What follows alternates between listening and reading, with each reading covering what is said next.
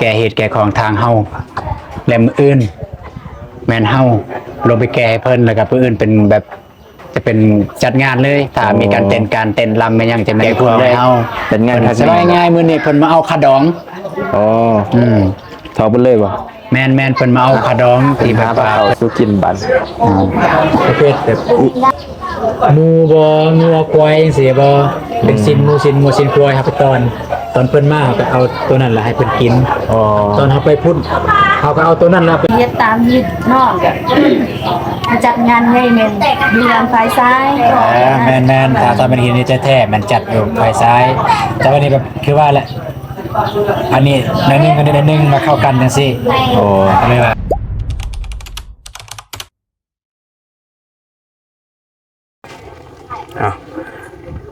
กราบทักทายสบายดีเด้อพ่อแม่พี่น้องเนาะเบิดสุขุสุคนบ่ว่าสิอยู่ทางในและก็ต่างประเทศพี่น้องเนาะก็ยินดีต้อนรับเข้าสู่ช่องบ่าวเตียงทองแชนแนลคือเก่าพี่น้องเนาะเอ้ามื้อนี้ก็บ่เมฆเนาะมาเฮือนบ่าวตูนเนาะมากับบ่เจ็บนั่นแหละพี่น้องเนาะแต่ว่าบ่เจ็บมีเวียกด่วนก็เลยออกไปเฮือนก่อนพี่น้องเนาะเดี๋ยวเพิ่นก็กลับมาก็สิมาถามข่าวทางบ่าวตูนเนาะมื้อนี้ก็เพิ่นโทรบอกอยู่เมื่อวานว่าเพิ่นสิเริ่มกาเกี่ยมเนาะงานแต่งเพิ่นนั่นแหละเนาะแต่ว่าเป็นมื้ออื่นอย่างเนาะแต่ว่ามื้อนี้เฮาก็สิมาถามข่าวเนาะก็มีทั้งญาติพี่น้องเพิ่นหลายๆทางฝ่ายหญิงเนาะทางฝ่ายหญิงฝ่ายชายเพิ่นก็มากาเกี่ยมเนาะบ่ฮู้เฮาก็บ่ฮู้รายละเอียดปานใดพี่น้องเนาะแต่ว่าเป็นจังไดนั่นเฮาก็สิไปหาทางเบาตูนตื่มพี่น้องเนาะว่าหีดคองประเภทนี้ทางบ้านบ่เมฆกับบ่ตูนมันก็แตกต่างกันพี่น้องเนาะเพราะว่าทางบ่เมฆเป็นชนเผ่าลาวลุ่มพี่น้องเนาะเป็นชนเผ่าลาวที่บ่มีภาษาเนาะมีแต่ภาษากลางพี่น้องเนาะแต่ว่าต่างด้วยสำเนียงนะแต่ว่าบ่ตูนที่เป็นชนเผ่ากะตูเนาะจะมีภาษาเพิ่นต่างหากโอเคพี่น้องเนาะบ่เมฆก็สิพาพี่น้องเนาะไปสอบถามเนาะแล้วก็ไปอัปเดตเบิ่งเนาะว่างานเพิ่นเป็นอะไรมื้อนี้เนาะไปพี่น้องไปขึ้นมาเทิงเฮือนก่อนเดี๋ยวเนาะเพิ่นเฮ็ดงานอยู่เด้เดี๋ยวเนาะใส่ดีเด้ตูนสบายดีเด้อเป็นอะไรแล้ววิ่งแล้วงานท่วมแล้วบ่ด้วยเดี๋ยวเบากันกันเดี๋ยวถามก่อนเป็นอะไร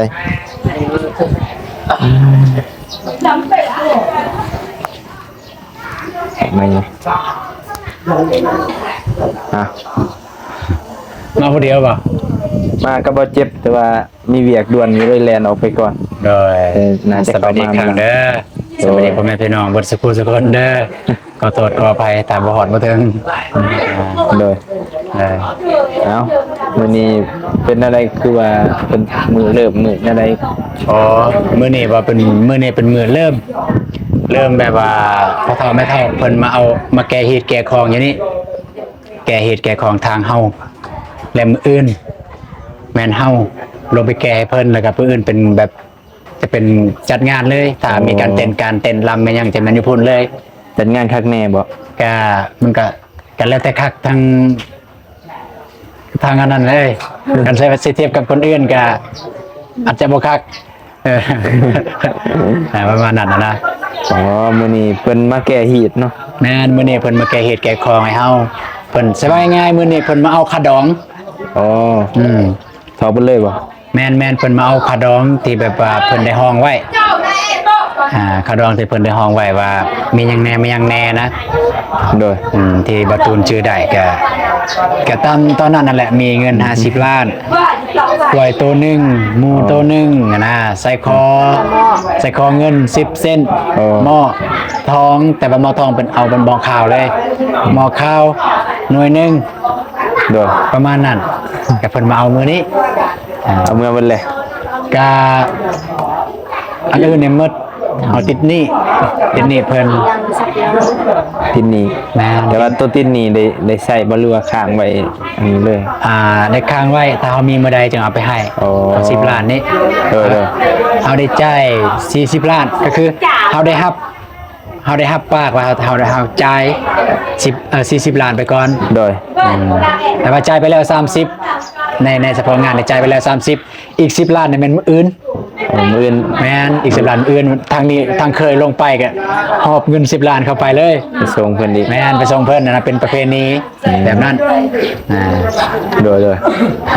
คือว่าเรียบร้อยแล้วเนาะ แม่นเรียบร้อย ใช้เวลาจักชั่วโมงนี่ โอ้ก็บ่ได้โดนก็ประมาณ2 ชั่วโมงแล้ว3 ชั่วโมงนั่นแหละเพิ่นมาแต่เช้าเพิ่นมาแต่เช้าแต่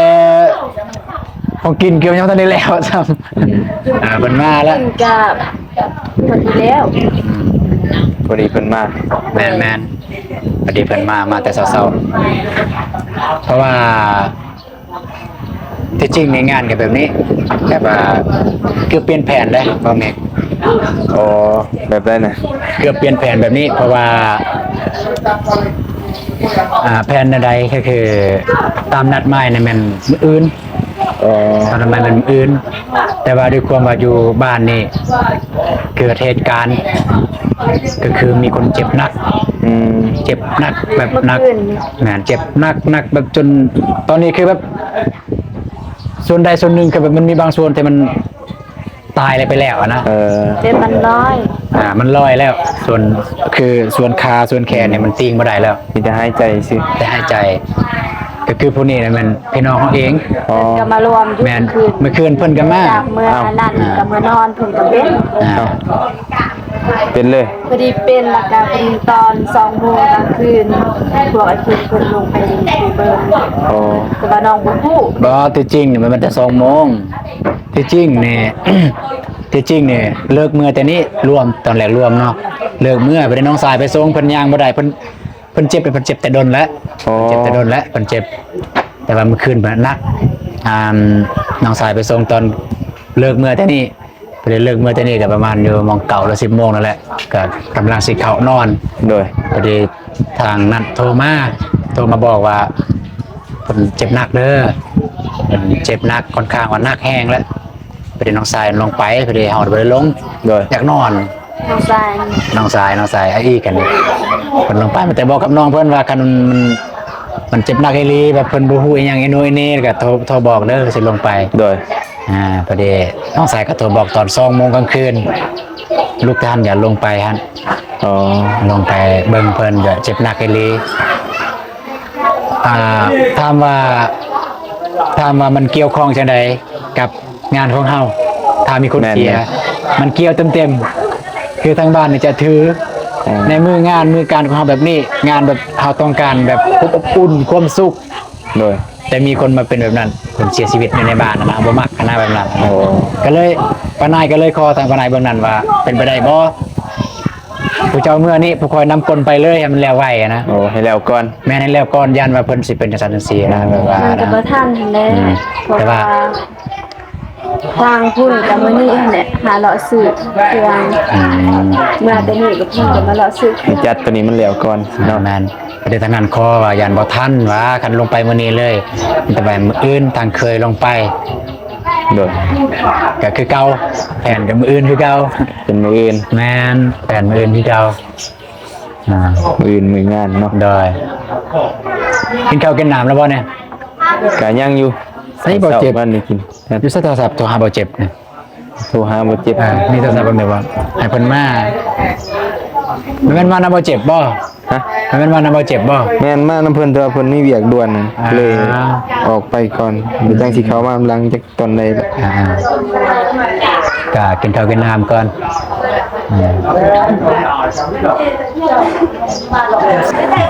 อ่ะโอเคก็มีประมาณนั้นเนาะ โดย มื้อนี้ ประมาณ แต่ว่า นั้น มื้ออื่นจังไปเบิ่งงานตัวจริง แม่นแต่มื้ออื่นนี่งานก็แบบนี้งานกระตูหรือว่างานกระลืมกับบ่แม่นงานเล่าบ่แม่นแต่เป็นงานบ้านอาหาร โดย ประมาณนั้น ที่เพิ่นเคยเฮ็ดเนาะ แบบเพิ่นเคยเฮ็ดแต่ว่างานบ้านอาหารนี่คล้ายๆคืองานลาวต่างแต่ว่าบ่มีผูกแขน อ๋อ การนุ่งถือคือลาวเลย ใส่ชุดแบบ แม่น ลาวเนาะ แม่นการนุ่งถือแบบลาวเลยแบบสุภาพเป็นอย่างต่างๆนั่นแหละแต่ว่า ขอพักควันนี่บ่มีเด้ แต่ว่าบ่มีผ้าขวัญบ่มีแฮกเคย แบบ ก็มีอยู่แต่ว่าเขาเป็นแบบนี้เขาจะเป็น นั่นว่ากับประมาณนั้นต่างแต่ว่าบ่มีพักผ่อนซื่อ โดย ๆงานแล้วนะงานเพิ่น ต่างจากคนลาวเนาะ งานแม่น คนลาวนี่ขาดบ่ได้แล้วพักควรไปผูกแขน ของเพิ่นนี่ครึ่งลาวครึ่งกะลืมแต่ว่าเพิ่นกะลืมแท้ๆเนี่ยงานจะบ่แม่นแบบนี้เลย อันนี้คือเฮ็ดครึ่งลาวครึ่งกะลืมไม่ได้นี่เด้ อ๋อ เนี่ยจึงแล้วไว้เนี่ยจึงแล้วว่าถ้ากะลืมเลยก็จะบ่แม่นแบบนี้อีก โอ้ มันเคยไปพุ่นกะอีกแบบหนึงนั่นมันก็ลืมเลยแบบดังเดิมเลย อันนี้ก็จะว่าไงซะดังเดิมแต่ว่าด้วยความว่าฮีตของทางนั้นกับทางนี้บ่ได้คือกันนะ โดย บ่ได้คือกันก็เลยแบบทางนั้นลดหน่อยนึงทางนี้ลดหน่อยนึง ปรับใส่กัน แม่นเพื่อเข้าหากันนะประมาณนั้น อ๋อ เพื่อให้มันง่ายเพื่อมันง่ายทางนี้ง่ายทางนั้น โดย ประมาณนั้นไปซอกันพาข้าวพาน้ำกินข้าวกันน้ำบ่เมฆเพิ่นยังบ่ทันได้กินข้าว โดย โดยล่างล่างมีแล้ว โอเค ไป นะเป็นหาพระเขาสู้กินบัน ได้ อีหยังนี่ ปลา ปลา ปลาจำเจว ปลาน้ำข้องมันเป็นปลานิ่ม มัน แล้ว เพิ่ ก็ นบ่ แมนแล้วก็อันนี้สมกับว่าแบบว่าเพิ่นมาแก้ฮีตบ่แม่นมากินข้าวอันนั้นบ่แม่นมามีงานในหยังกันนะเพิ่นมาแก้ฮีตซื่อๆ โดย แต่ว่ามันก็กินของยากแต่ยังว่าเฮาบ่มีแน่แต่ว่าก็ประมาณนี้จะอยู่ใส่กับแบบนี้เบิดโดยเฉพาะอยู่เขตบ้านนี่นะถ้าเป็นสิเนาะเฮาไฟเคยแล้วไฟก็ทำให้เท่าเพิ่นมาแก้เฮ็ดให้เฮาเรื่องกินเรื่องยากจะบ่ค่อยมี อ๋อบ่ได้เฮ็ดหยัง แม่นบ่ได้เฮ็ดหยัง ธรรมดาเนาะ แม่นแต่จะคันซิมีถ้าคนมีเด้อถ้าคนมีได้คนเข้าห้างเขามีบัดซิมีแล้วไปมีอยู่เฮือนพระทอดแม่เฒ่าหั่นบัดซิมีบัดสิกินสิดื่มมันน่ะสิเมาสิหยังก็อยู่หั่นประมาณนั้น ไปร่วมอยู่พุ่นเบิดเนาะ แม่นประมาณนั้นสมมุติว่าคือเฮามีสมมุติว่าน้องบอมบ่ตุนมีเฮาก็เอาเงินให้พระทอดแม่เฒ่าหลายๆพระทอดแม่เฒ่าเพิ่นก็ซื้อหลายๆน่ากินแนวยาก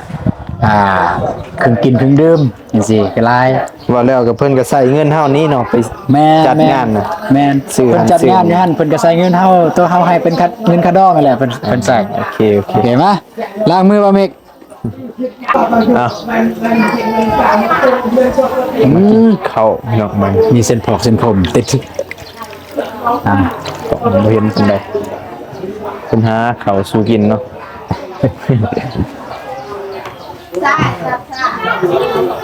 โอเคพี่น้องมาเด้อกินข้าวเด้อพี่น้องเอ้ยป่าเดียวนะเสียงดัง เขาบ้านบ่ตูนเนาะ เด้อ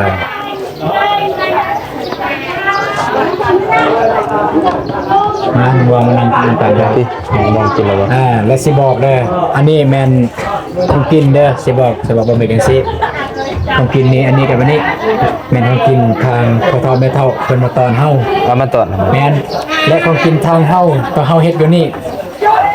เฮาให้เพิ่นเบิดเลยแม่นเฮาเฮ็ดแบบว่าเป็นชิ้นหมูจังซี่ชิ้นหมูคือมื้อนี้ได้ซื้อชิ้นหมูมาแล้วก็ได้เฮ็ดชิ้นหมูเพื่อตอนรับพอทอดแม่เฒ่าเพิ่นมาแล้วก็เฮ็ดแบบสำเร็จรูปเลยตัวอย่างว่าเฮ็ดในกระซามนึงเนาะเฮ็ดในกระซามนึงแล้วเพิ่นกินข้าวแล้วให้เพิ่นบริหารเองเลยอันนี้แบบดั้งเดิมไม่ได้เนี่ยดั้งเดิมประเภทดั้งเดิมให้เพิ่นบริหารเองเลยของกินของอยากหั่นบัดแล้วของกินหันเรือซ้ำใดเพิ่นก็เอามือบัดเลย เอามาเบิดเลย แม่นให้เพิ่นเอามือบัดเลย แล้ว จ้ะ เฮาคั่วให้ยังให้ แม่นเฮาครัวเรียบร้อยแล้วมันจะมากินซื่อ โอ้ ๆแม่นเรือซ้ำใดเพิ่นเอามือเรือนเลย มันก็แปลกอยู่เด้หากะฮู้เว้ย แม่นแบบนั้นว่าบ่เคยจักเทื่อครับเนาะว่าผิดข้องมันต่างกันนะ แต่ว่าสำหรับของกินอันนี้แม่น ทำไมกัน เอามาแต่บ้านปะทอแม่เฒ่าของกินเนี่ยที่จะเห็นเนี่ยปลากับไก่นี่แม่น เป็นน้ำมัน ต่างบ้านปะทอแม่เฒ่ามาอีกก็แก่มากน้องบางพนัง บ่เห็นเนาะเรียกปลากล่องเหมือนเนาะ บ่เห็นบ่ครับนั่นครับ มา โอเคมา ปรับกล่องใหม่ละบาทโอเค ประมาณนี้ คือกินไปน้ำแล้วก็เว้าไปน้ำเนาะ โดย สำหรับคนกินนะสิเพิ่นเอามาแต่หั่นก็เป็นประเพณีเป็นแบบพิดคล้องเพิ่นมาแบบเพิ่นชื่อมาสำหรับจังซี่นะเพิ่นก็ตามฝ่ายพ่อเฒ่าแม่เฒ่าจะตอนเฮาด้วยไก่และปลาจะตอนเฮาด้วยไก่และปลาแต่ว่าทางเคยจะตอนพ่อเฒ่าก็คือพ่อเฒ่าแม่เฒ่าก็คือประเภทแบบหมูบ่งัวควายจังซี่บ่เป็นสินหมูสินงัวสินควายครับไปตอนเพิ่นมาก็เอาตัวนั้นล่ะให้เพิ่นกิน อ๋อ ตอนเฮาไปพุ่นเฮาก็เอาตัวนั้นล่ะไปให้เพิ่นนั่นล่ะ เป็นนั่นน่ะเนาะ โดยเป็นน้ำแต่งแบบนี้ ยังไม่อีกวะนัวใช่ดิโอเค เราดูกันบัดนี้เป็นเอาเด้อ เด้อพี่น้อง จะได้เรื่องกันบ่เตียงเพิ่นยังอยู่ เป็นยังอยู่ใส่สม ภารกิจ บูร เป็น ณ์ บ่ โดยยังท่านจบภารกิจ ตอนจบเนาะ โดย มันก็เข้าใจเพิ่นอยู่ที่จริงเนี่ยเพิ่นก็บอกอยู่ว่าวันที่28เจอกันเด้อน้องแต่ว่าเห็นน้ำขาวน้ำขี้เป็นหยังเพิ่นลงแล้วก็เพิ่นเมื่อเพิ่น โดย เข้าใจเพิ่นเพราะว่าเว้าเรื่องคุมสำคัญทางนั้นสำคัญกูอยู่นี่ได้ทางนั้นเว้าเรื่องชีวิตได้ แม่ ช่วยชีวิตคนทางนี้สมมุติว่าเพิ่นมาได้ก็ดีมาบ่ได้ก็เข้าใจ โดยมันเหมาะเจาะเนาะมันซนกันพอดีเนี่ย ตามกันเลย เลยแยกเรื่องว่าอะไรสำคัญก่อน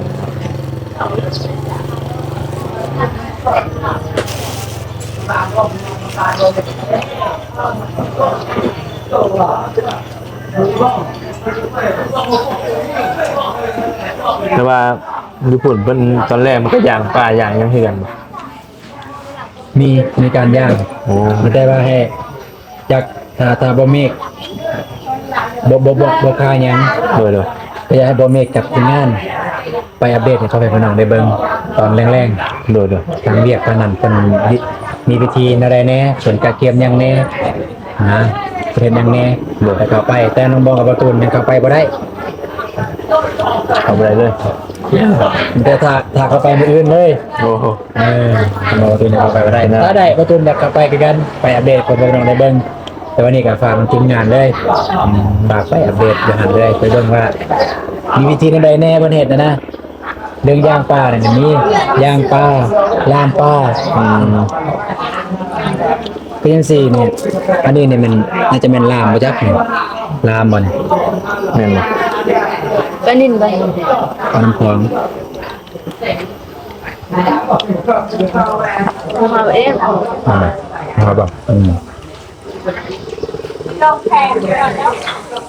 น้ำใส่กระบะ เที่ยว แล้วก็เอามาตอนเคยคือเก่าบ่ป่าเป็นอย่างแล้วก็ไปย่าย บ่ได้ ครับเป็นอย่างใส่กระบังครับ เด้เจ็บมาก มาแล้วบ่เจ็บเดินมาแล้ว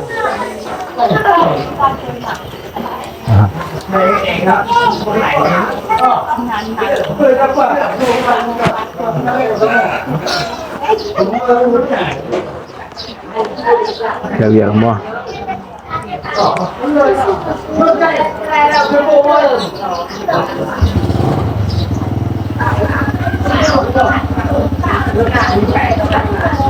เดี๋ยวฉันลงไปฮับเพิ่นก่อน เดี๋ยวเอาเดี๋ยวเนาะเดี๋ยวแป๊บหนึงมาเจ็บปะ มาเป็นเอาเลยก็บ่เจ็บเพิ่นยังเคลียร์เพิ่นว่ายังคลิปจักอย่างนั่นแหละยังอยู่ในรถเดี๋ยวเพิ่นบอกเพิ่นขึ้นมาคุณไปหาเพิ่นไปกินข้าวต่อวันนี้ สวยเตือนเลยฮะเลยกินข้าวสาร กินไม่ได้คือว่าแล้วก็ไม่ได้ไปทางใดนี่กับพันอยู่มาแรงเขามาอีกเขามาทายเบื้องนั้นเบื้องนี้จะบ่มีหยังแล้วเบื้องนี้บ่มีการเฮ็ดอีหยัง เลย เดินมาเวียกงานบ่มีแล้วเบื้องนี้ เออ มีถามมื้ออื่นนี่มีแต่ออกไปนั่นเลยที่แบบ มื้ออื่นนี่เขามาคันเขามาไหว้เด้อเขามานี่ก่อน เออ แล้วก็ชิมไปนำกันไปพุ่นแต่ถ้าทีมงานแบบมาช่วยๆแน่สมมุติว่านี่เราบ่เห็นเฮาอยู่นี่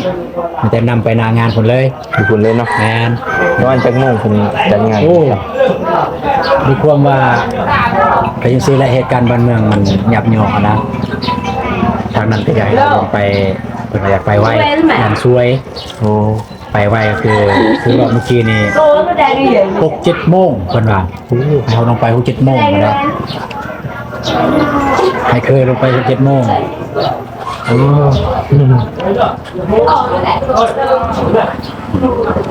คือว่าเสาเนาะ แม่น ยิงเร็วไว้เท่าแห่งดีนะเอามา ก็คือจะให้มันแล้วไว้พ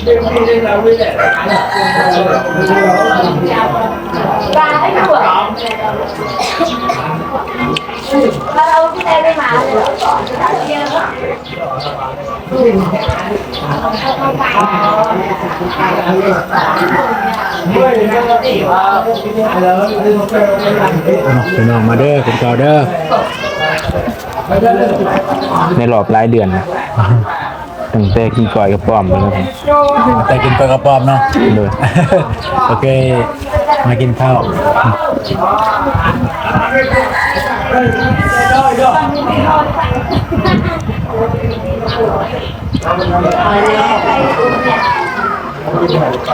มีการขลังไหมได้ของกินที่เฮาเฮ็ดให้ทางพสมาเฒ่าเขาบ่สามารถตักมาไว้ให้เฮากิน โอ้ ตาสั่นนี่ได้ตักไว้แล้วอยู่นี่ได้กิน แน่นอนอะนะแบบดังเดิมมาลี อืม เป็นคือกันเนาะ แน่เมื่อยกันเดี๋ยวถ้าคันถ้าเบาตูนเมื่อยบางทีเนี่ยเมื่อย เมื่อยกันจิบหัวแม่งบ่ฮู้เหตุก่อน เข้ารุ่นใหม่เนาะ แต่กันเห็นแล้วลุ่มเลยนี่ก็สิง่ายอยู่นะ ง่ายนะสบายแต่ก่อนก็หยาให้จ้องมีความเข้าใจแบบนี้แหละสะพานมาประมาณ10 ปีมานี่สบายแล้วถ้าดองยังโทรถามมาว่า โดนทำเลย หมดเลยเป็น อ๋อ ดาวเท่าไหรเนาะถามว่าตอนนี้พอกันไปแต่บางคนก็เด็กคนร้ายมันก็เป็นนั่นแหละ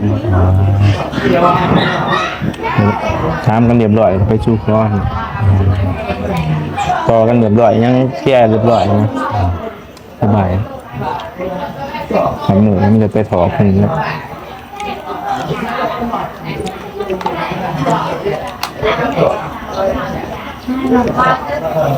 แต่ว่ามื้ออื่นนั่นแหละก็อยากให้มาไว้นั่นแหละทีมงาน ดูเลยพยายามตื่นแต่ดึกนะ บางทีว่ามีการแฮกเคยเลยมีบ่แฮกเคยรุ่นทามแฮนั่นไหนแฮนั่นไหนคิดตอกว่ามันเคยคิดเราตอกได้เคยได้คือตอกเต็มเลย ดอกกับแห้งคักแล้ว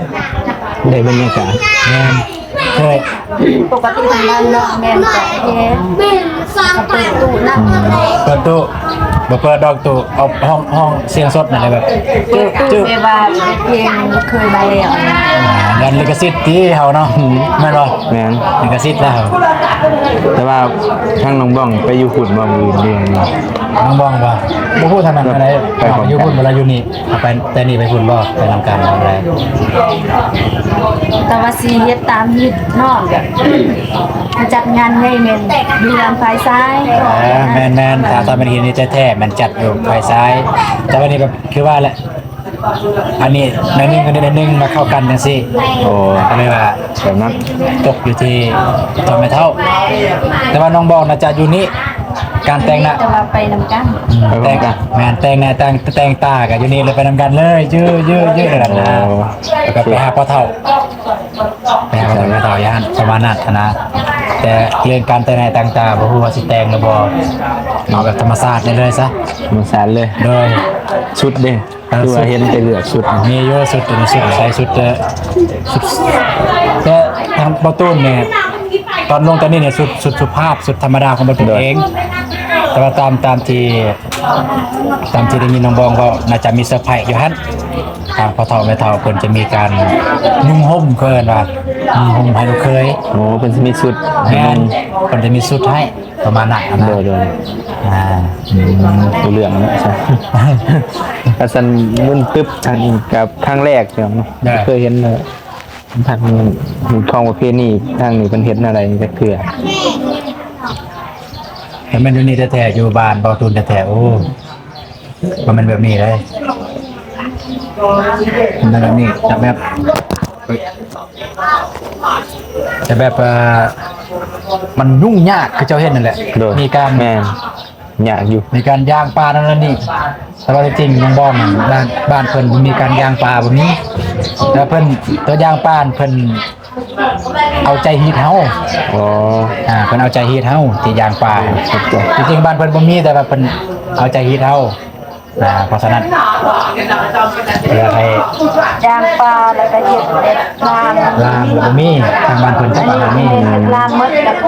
สิ้นปลา เข้าใจจริง แต่บ้านเบาตูนนั่นแหละเห็ดมันสอนบ่ ช่วง เดี๋ยวแหละได้แล้วให้มันแข็งจะประมาณนั้น มันจะกินมา จะมาเป็นกันนะ น่าจะ เป็นยัง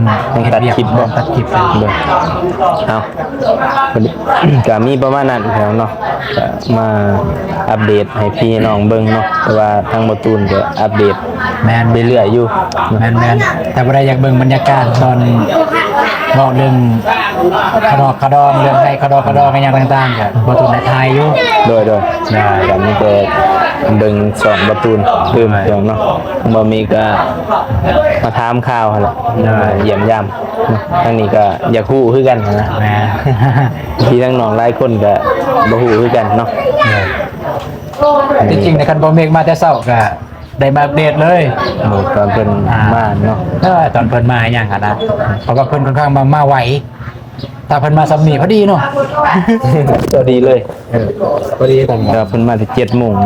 เข้ามา มาแต่ สวยแน่ 7 โมง เข้ามา9:00 นแล้วเนาะโอเคพี่น้องเนาะสำหรับมื้อนี้ก็สิมีประมาณนี้เดี๋ยวมื้ออื่นเนาะก็เมฆจะมาเบิ่งงานตัวจริงเนาะสิมาร่วมงานนำบ่ตูนก็เสิร์ชเนาะแต่ว่าบ่มีการ์ดมีบ่ได้ แล้วก็ การ์ด จะได้เว้าเด้องานนี้เป็นบัตรส่วนเพิ่นว่าบัตรส่วนเนาะเป็นบัตรส่วนนะ โดย บัตรส่วนบ่แม่นบัตรเซิร์นเพราะฉะนั้นมาบ่จะเป็นต้องเอาหยังมาเลย มาก็ต่อขอแต่ให้เห็นหน้าก็ดีใจแล้วขนาดแม่นขอแต่มีหน้ามาห่วมไม่ยังกันนะโดยเฉพาะหมู่ครูคนฮักแพงกันยังตาคนใดแล้วเด็กเซิร์นมาบ่จะเป็นต้องว่าเอาตรงนี้อันนี้ไปให้ตรงนี้นั้นไปให้นะบ่จะเป็นต้องได้มาจะมีหน้าอย่างมากขนาด ประมาณนั้นเนาะ เด้อ เนาะก็สิขอตัวอันไปเวียกต่อก่อน เด้อ จะได้ก็ฝากพี่ฝากน้องคือเก่าเนาะเป็นกำลังใจให้ทางการ์ตูนยินดีนำและ เด้อขอบคุณหลายๆที่ ยินดีนำเนาะ แต่ว่าอื่นมาแต่เช้าได้ โอเคได้ สิได้บ่เตรียมเพิ่นมาบ่ได้แต่ก็สิโทรหาอยู่มื้อแลง โดย โทรบอกเพิ่น โดยมีแต่บอกเพิ่น โทรบอกเพิ่นแต่ก็ฮู้แล้วเพิ่นมาบ่ได้แต่กดก็ต้องได้โทรบอกเพิ่น แม่นเอาเพียงน้อยใจก็ขอมกขอบใจเนาะขอบคุญขอบคุณหลายๆเด้อพ่อแม่พี่น้องเนาะ FC บัดสิผู้ทุกคนที่เข้ามาติดตามแล้วก็เป็นกำลังใจให้ทางบ่เมกเนาะพร้อมด้วยทีมงานบัดสิผู้ทุกคนเนาะแต่ขอให้เพิ่นจงอยู่ดีมีแรงเนาะให้สุขภาพเข้มแข็งความเจ็บอย่าสุใดความไข้อย่าสุมีเด้อให้โชคให้มานให้ร่ำให้รวยเบิดสุขทุกคนเนาะเอาพอกันใหม่คลิปหน้าพี่น้องเนาะสำหรับคลิปนี้สบายดีเด้อ ขอตัวเข้ากินน้ำก่อนกิน